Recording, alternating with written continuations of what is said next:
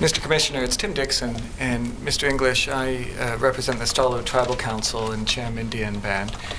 And I'd like to start by saying that along with Ms. Gertner, my clients are also generally impressed with your report, and I only have a few questions on it.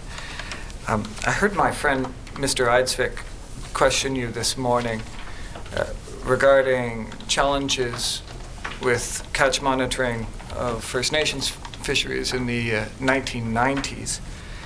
And as a general proposition, do you agree that catch monitoring of those fisheries has improved substantially since then?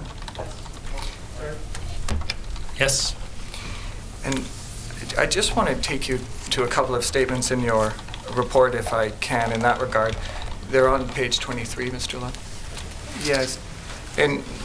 In the middle of that paragraph, after the notation of Table 4, there's a first statement that says, catch monitoring for First Nation fisheries was rated having higher quality than commercial fisheries because of the extensive efforts to verify effort and catch rates using independent surveys instead of reports from fishers. And then you cite a report, Alexander, 2002.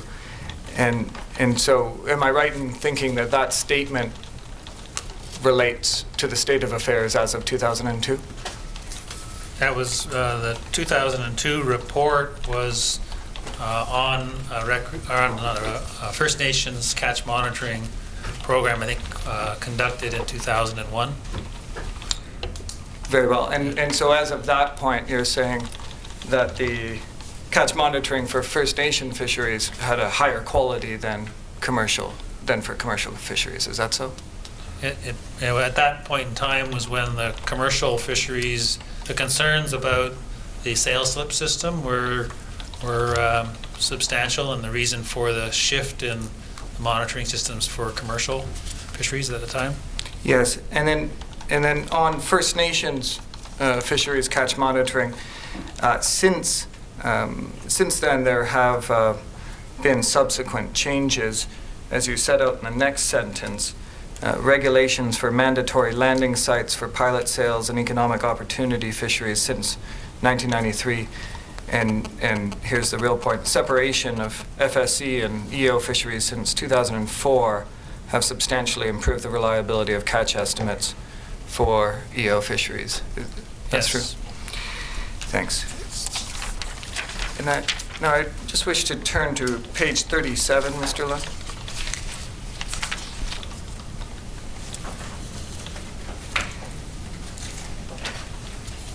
There are two sentences at the end of that main paragraph, that last paragraph, that I would like to ask you about. It says, the reported FSC harvests for years without Stalo agreements tend to be larger than the reported FSC harvests for years with agreements. And obviously, some years there are agreements, some years there are not agreements. And then you say, if we exclude the years prior to 98, when FSC catch was likely underreported, the average FSC catch in years without agreements was 1.3-fold larger than the average of the reported FSC catches for years with agreements. And obviously you're saying that the FSC catch is in non-agreement years is larger than in agreement years. That's correct, yes. And are you noting that because one would expect the FSC numbers to be the same?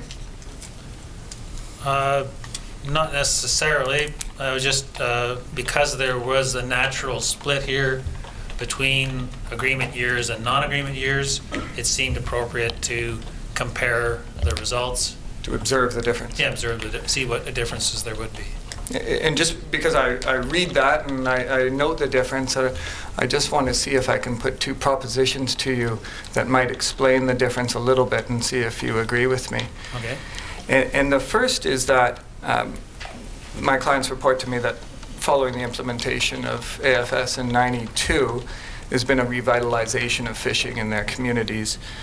There are more fishers now, more interested in fishing. There's been a resurgence of this aspect of their culture, more smokehouses, more ceremonies. This has been a very good thing for their communities. But in any event, there are more fishers. And when there's an agreement there's an economic opportunity component, obviously, as well as FSC. And so some of the fishing effort goes to economic opportunity. And in years with no agreement, and so only FSC, all of it is going to FSC. And so there's more FSC fish caught. Does that make sense to you? Does that? Yeah, it definitely makes sense that in years when there's an economic opportunity fishery, it's going to take some of the fishing pressure away. And the second proposition is that Nestalo are not what you would call a rich population, rich in money in any event. And there's not a lot of discretionary cash in the communities. And so when there's an economic fishery and there's some money generated from that, a substantial portion of it, I'm told, goes to food. And when there's no economic opportunity, there's more pressure to go and catch fish for food for the winter. Does that make sense as well? Yeah, seems reasonable to me. Thank you.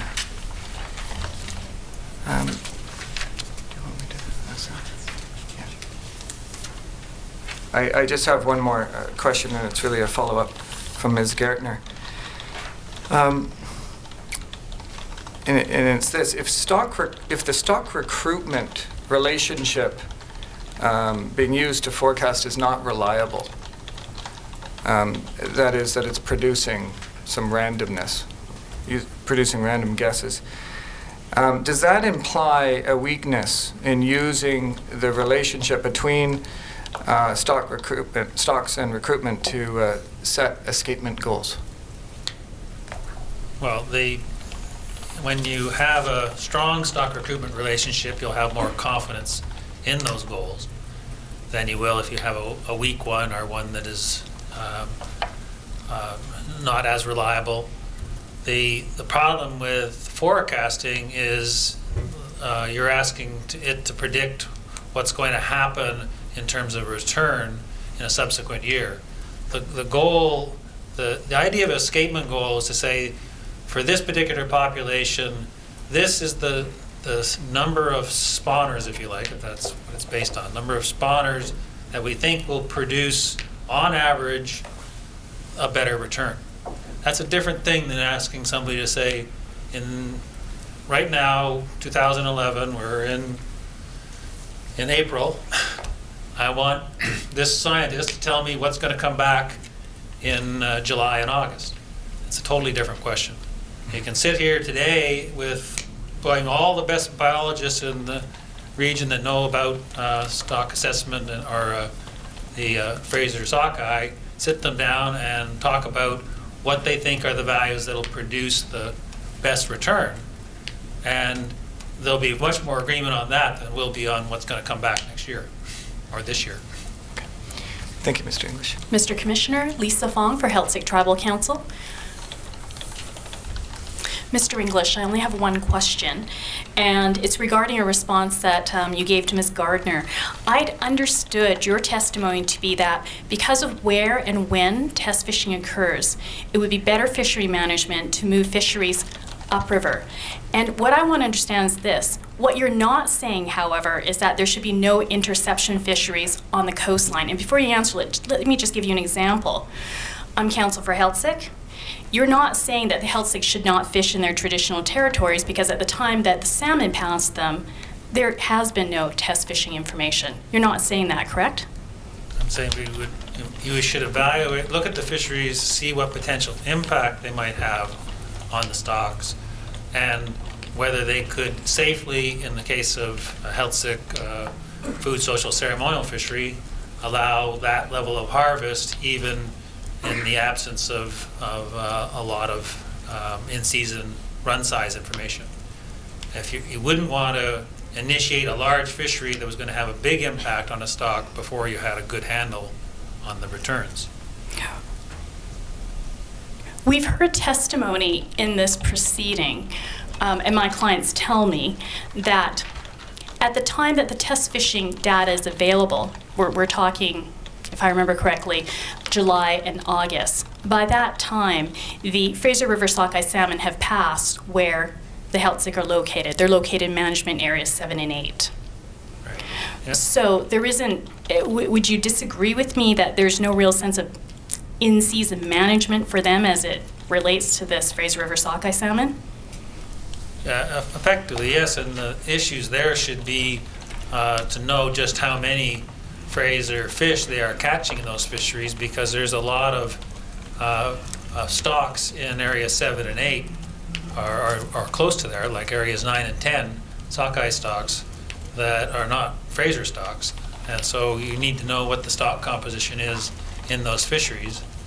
And in a year like this year, with a very small early Stewart run and everybody agreeing that there shouldn't be harvest on that particular population because of its size, then presumably people in Healthsick would also support that conservation approach and agree that they shouldn't be fishing either on the timing of early Stewart, for example. Correct. So that might apply to early Stewart, but for example, that couldn't be done with, I'm just thinking like the run after early Stewart, where the information would not be available until after the fish have passed. Yeah, so you might want to look at these outside fisheries. A prudent approach would be to look at stock timings that you're very confident you're going to get an abundant enough return in 99 out of 100 cases, or 95 out of 100 cases, and so you would focus in on you would suggest that for fisheries that are going to occur before you can do an assessment, you want to do it on stocks that you know are going to be able to withstand that level of harvest, for sure. Right. So then you're relying on pre-season management information for folks like Healthsick. Yeah, and looking at it with the context that has been mentioned here of there's wide bounds, but there are certainly, even within the wide bounds of those pre-season estimates, there's an indication of whether you've got runs that'll be the size of early Stewart versus a Chilco or a Quesnel or a Shuswap stock. Okay, and just coming back to my original question, I'm not sure if I got the answer to that, but in agreeing with Ms. Gartner that perhaps moving the fisheries further upriver, you aren't saying no to interception fisheries at all. You're not saying all those fisheries on the coastline have to stop fishing, and that the only fisheries that should occur would be on river. Yeah, no, I'm not saying that you close down all your marine fisheries because you want to move the system more like Bristol Bay. I want to say you look at the different locations of fishing and choose a suite of fisheries that gives you the best management control for the stocks and the management issues you're trying to deal with. Thank you. Those are my questions. Keith Lowes will follow, and then Mr. Commissioner, because it looks like we'll have a few moments. I talked to Mr. Eidsvik over the break, and could he complete his examination without having to do it in writing at the end of the day? That's what I'd like to suggest we do. J.K. Lowes for the BC Wildlife Federation and the BC Federation of Drift Fishers. Mr. Lund, could you call up Exhibit 531, please? Mr. English, are you familiar with the document on the screen, Exhibit 531? I haven't read that particular document, I don't think. Is that a PowerPoint, though? Okay, I might have seen some of these. I'm sorry, why don't we call up 528? I think I've just been given that document today, and I may have seen that other PowerPoint presentation. All right, so I think you've answered my question. You've just seen that document today? This one here, this printed version. I probably saw an earlier draft of it, possibly in 2009. Yeah. Are you aware of a 3-year study conducted by J.O. Thomas on the recreation hook and release fishery on the Fraser River? Yes, I've been aware that they've been doing a study. Did you take it into account in doing your report? Yes. And J.O. Thomas is a reputable monitoring and assessment firm? Yeah, no, I've seen Jim's work, and you know Jim Thomas. Jim Thomas, yes. And he does a lot of this kind of statistical and analytical work for the department and others. Yes, I've known him for a lot of years. He's probably worked pretty much the same time frame that I've worked for Yeah. on Pacific salmon. You wouldn't have anything to quarrel about in his mortality report after 3 years of study? I guess I'd have to review it to know whether I would have any differences of opinion, but But as of today, right now, at about 3:45, you don't. I don't have an opinion on it right now, no. Yeah. And I understand, and evidence has been led in these proceedings, that following that report, the mortality rate for the recreational hook and release fishery was dropped from 10% to 3% in terms of the assumption made by the managers. Are you aware of that? I was not aware that they dropped it from 10 to 3%, no. Yeah. If they did, would you quarrel with that? Well, I think there's a concern in that this report is a document of short-term mortality. Yes. It doesn't address the longer-term effects and all the different types of factors that would come into play under those longer-term Yeah, effects. you've cited two reports. One, I think you called the Carleton report, and there was another one in your report. Is that correct? Yeah, Donaldson's work. Yeah, and you haven't cited Mr. Thomas's work. No, I didn't cite his work. Yeah, and your recommendation number 2 is in effect that First Nations and recreational fisheries continue to work with the department to learn more about catch and release mortality? Definitely, yes. And would you agree that Mr. Thomas's report is an example of that kind of work? It's an example of part of that kind of work. I think the work that's being done right now by Carleton and UBC, looking at it extended periods of time after the release of fish, is the natural extension over what Jim had done in his earlier years. Well, what about what Jim has done last year?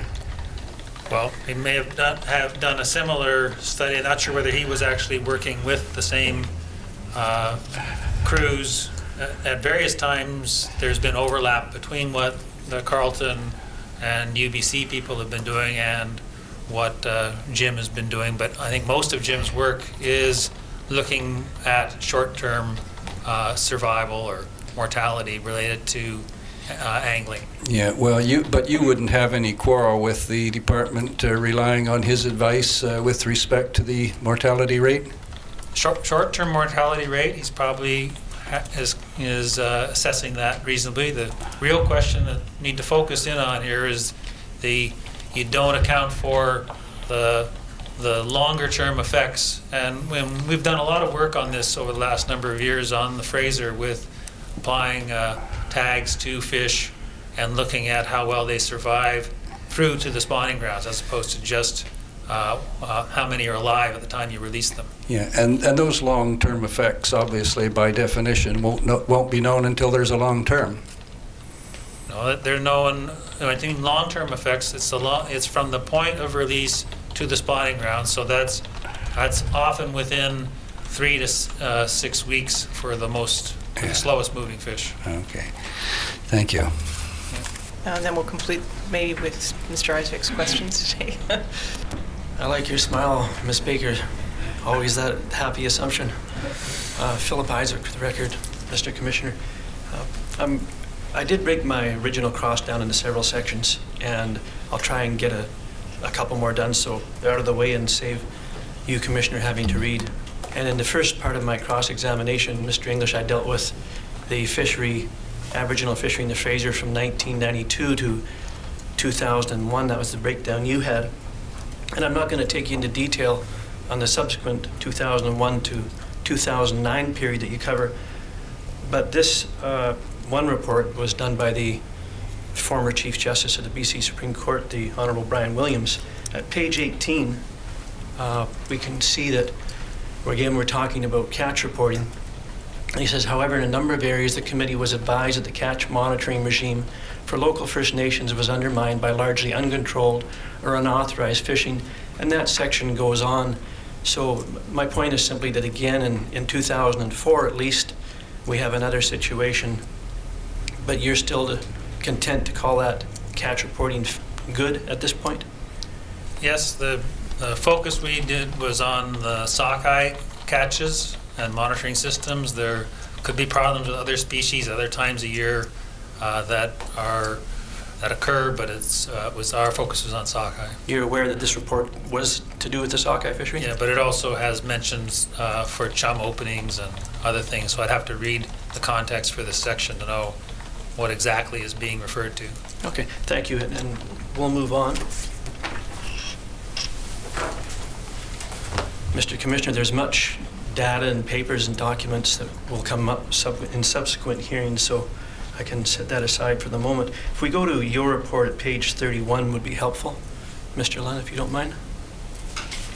Before you do that, Mr. Lunn, I want to raise one point, and it's with respect to terminal fisheries. You could stay right there. There's been quite a bit of discussion, Mr. English, about moving to terminal fisheries. Those are pretty red sockeye on the front cover of your report. Have you any idea what a sockeye like that would be in the Japanese sushi market compared to a Johnson Strait silverbright? I don't suspect it would command as large a price, no. Thank you. If we could go to page 31. Now, in this, if I understand it correctly, at table 8, this describes the surveys that are done of fishers in certain areas in the Fraser, and I gather the average kind of goes from 22 to 47%. Can you tell me exactly what that is? Okay, What are you summarizing in that table?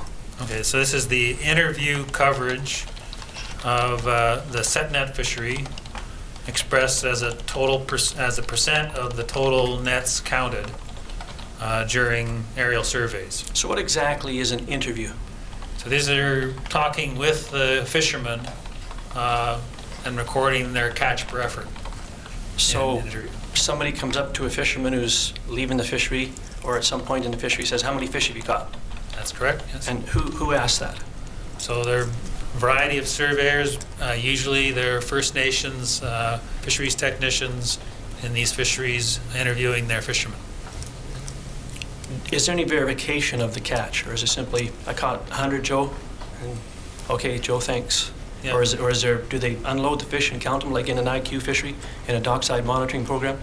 They're often are counting people with the fish, so there's an opportunity to actually count the fish in many instances, and sometimes they're at specific landing sites where a lot of people are going through and offloading their catch.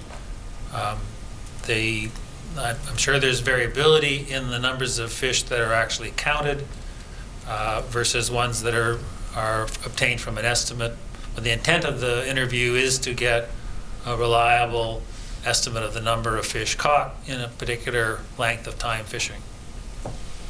Are you aware of any audits done to determine how valid that data is? I think audits are done by DFO working with the First Nations fishermen, but I have not seen results of those particular audits, no. Mr. Lunn, if you could perhaps pull up one of the documents that I enclosed, and it was, I'm sorry I don't have the tab number, it was GIL 0000562. Now, you know there's a problem both in the commercial sector, what we call the public commercial sector, and in other sectors with hails because of accuracy issues, not only in the Aboriginal fishery, but in the commercial sector, the public commercial sector. You aware of that? Yeah, that's the idea for dockside monitoring, so that you're not relying entirely on just what is hailed or given verbally. If you could go to the second page of this. This is an email from Mr. Redekop to Mr. Ionson, and it raises the hail issue again. And it's simply, under the conclusion, it says the catch data provided to DFO by the Musqueam Fisheries Department's Port at Best should not be used to make fishery management decisions. The misreporting is not a matter of making an error. The evidence collected by DFO fishery officers presumes some Musqueam fishers are deliberately misreporting to the AFOs. Now, Mr. Ionson was aware of that memo because this is from him. Did he advise you of this type of issue around hails? You've relied on him throughout your report? Well, he provided a report and some information. He didn't send me any of these emails, no. Did he tell you that there was problems with relying on hails? No, he didn't identify as a problem for the sockeye fishery. I didn't ask him about the Chinook fishery. Okay, you suggested, if I can move on to, I'll do a little bit of catch reporting on the public commercial sector, and it kind of raises this issue. Counsel for the Stolo and Chiam asked, and apologies that I've forgotten your name, he cited Alexander in 2002 for that conclusion that catch monitoring at page 23, catch monitoring First Nation fisheries was better than commercial fisheries. And you cite Alexander 2002. When I looked at page 175, 76 of Alexander's reports, he drafted 2 reports. Can you tell me which one that conclusion comes from? You refer to 2 reports. Are there 2 reports with the same citation? Yes, you didn't cite, you just said Alexander 2002, and there's a 2002 A and B. Oh, okay. Well, perhaps, I don't know which one. It can't come off the top of my head, but it should have been recorded as A or B. so it would be a surprise to you if Mr. Alexander didn't make a statement like this then? Well, the statement, the reference was to do with the reliability of the catch monitoring for First Nation fisheries, and that level of precision is better and more known than it is for the commercial fisheries. I guess what I'm getting at, did Mr. Alexander specifically compare the public commercial fishery with the Aboriginal fishery? I read the 2 reports and I couldn't find it in there. No, he didn't specifically compare the 2. Okay, so that statement then is in error then? Well, if it's interpreted that it's the comparison that's being made as opposed to the amount of effort and used by independent surveys is greater than that for the commercial fishery. So it's going to give you a higher quality estimate because of the extensive efforts to verify catch and independent surveys. Okay, instead of reports from fishers. Thank you. At page 21, you cite U.S. commercial fisheries as having very good accuracy. Are the U.S. salmon fisheries IQ fisheries? No, they're not, as far as I know, IQ fisheries. Yeah. You said that at page 48, you note that there's little or no dockside monitoring systems in Alaska or Washington, and you rate catch reporting in those fisheries as very good. Not just good, very good. Yes, and that's from talking with the U.S. fisheries managers that indicate that when they have done verification, they have a lot of enforcement, and when they do verification of their catch, they have found that compliance with, from complete reporting has been very good.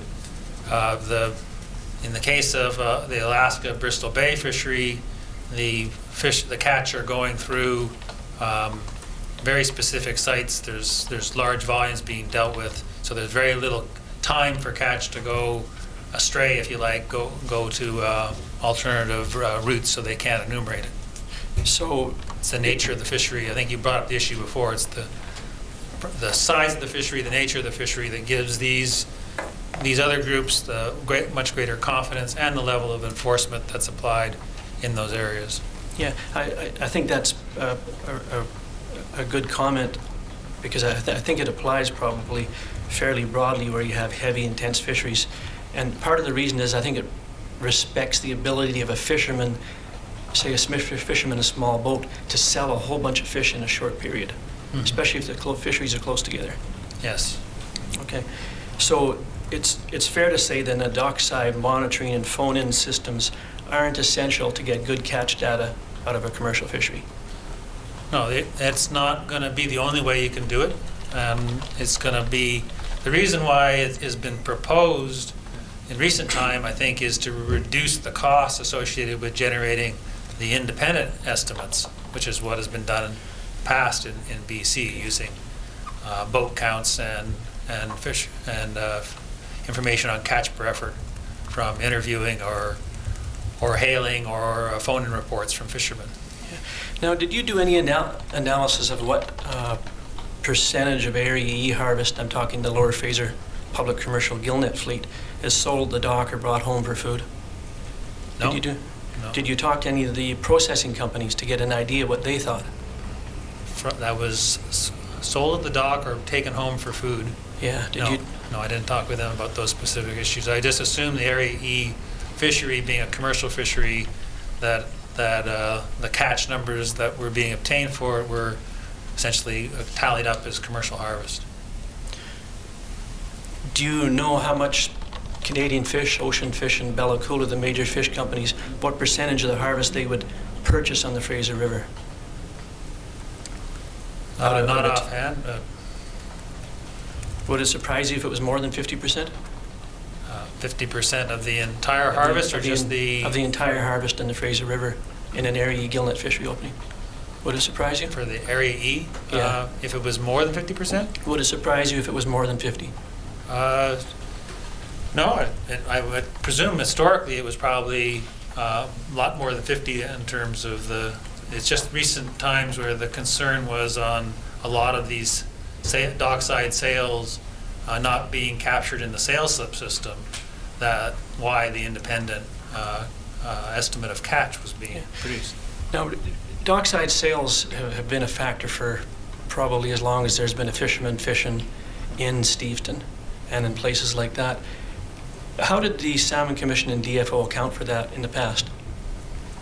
Well, prior to, my understanding from the talking with DFO people who responsible for the catch numbers, is prior to 1998, they were using sales slip information that was accumulated from whatever sales were recorded on sales slips to compute the annual catch estimates. Were you aware that they added an expansion factor to offset the anticipated and expected dockside sales and did some surveys and analysis?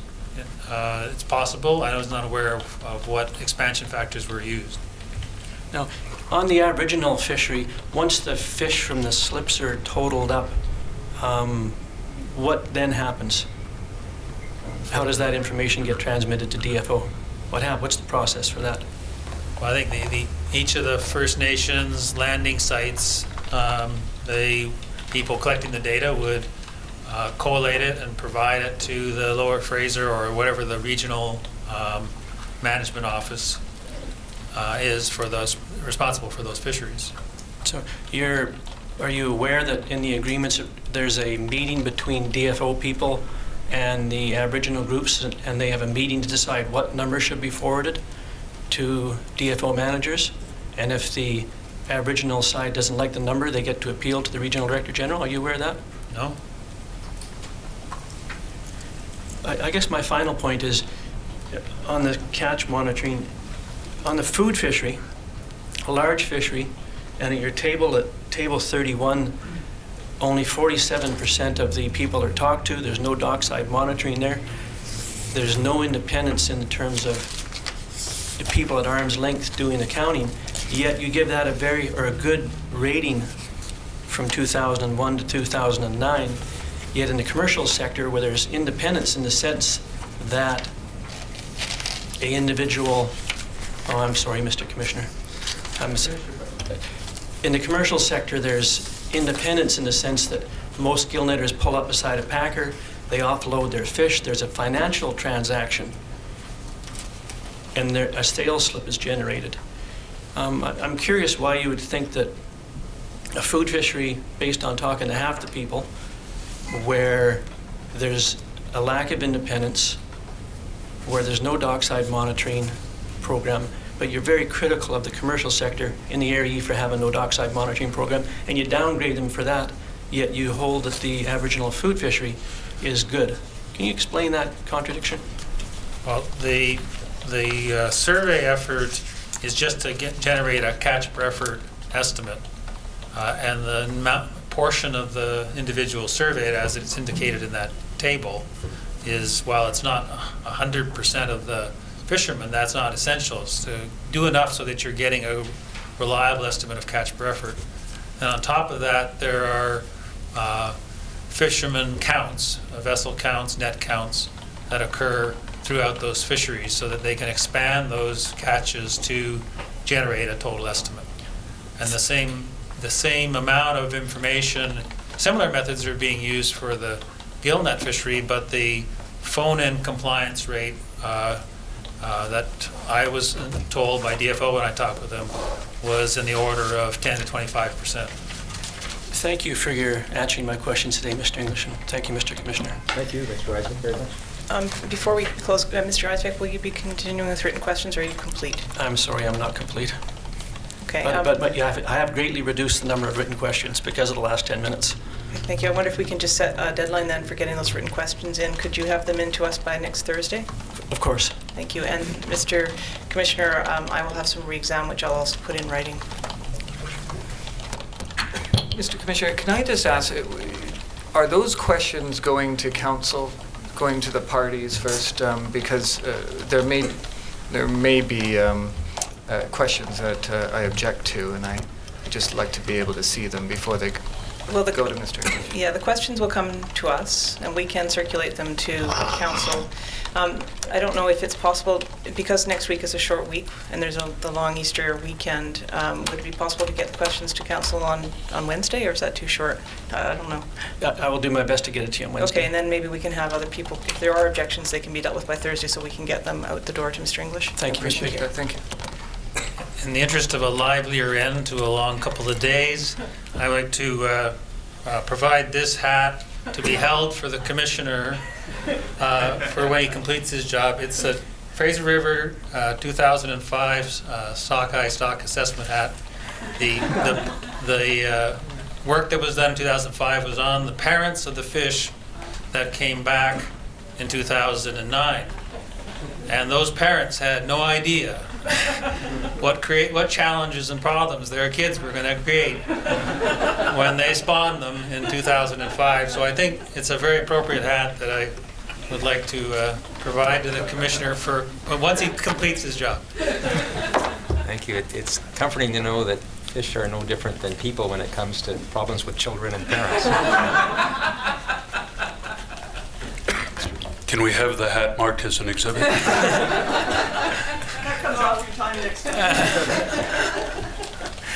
Thank you, Mr. English, very much for your report and for your patience and willingness to answer the questions of myself and all council. I believe now, Ms. Baker, we're adjourned until 10 a.m. on Monday morning. Is that correct? That's correct. And I charge you with responsibility of looking after the hat. Thank you.